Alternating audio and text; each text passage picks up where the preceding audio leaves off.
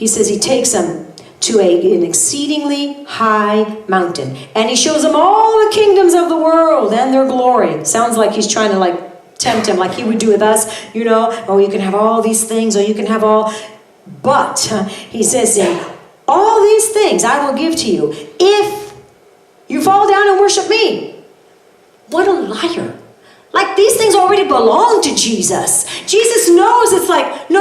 You're looking at things right here. You're looking at things like the earthly realm. But in reality, all these things that he's trying to tempt Jesus with, they already belong to Jesus. Jesus is the King of Kings. Like, in the natural realm, the devil was trying to tempt him with what's already his. That's why he comes against us.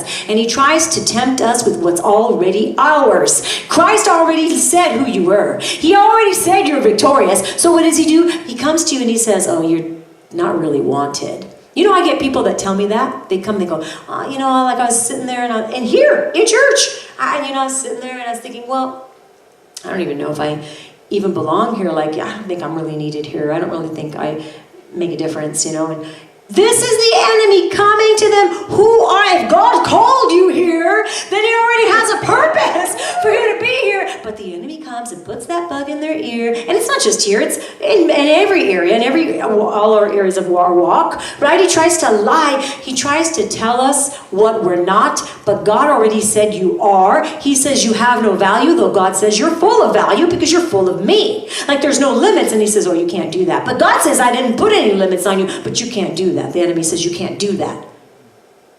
You already have it.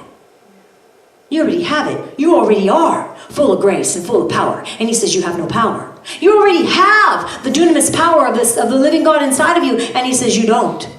Just like he did with Jesus. Bow down and worship me. And then I'll give you all these things. Excuse me, devil, I already have those. You're trying to tempt me with something I already own?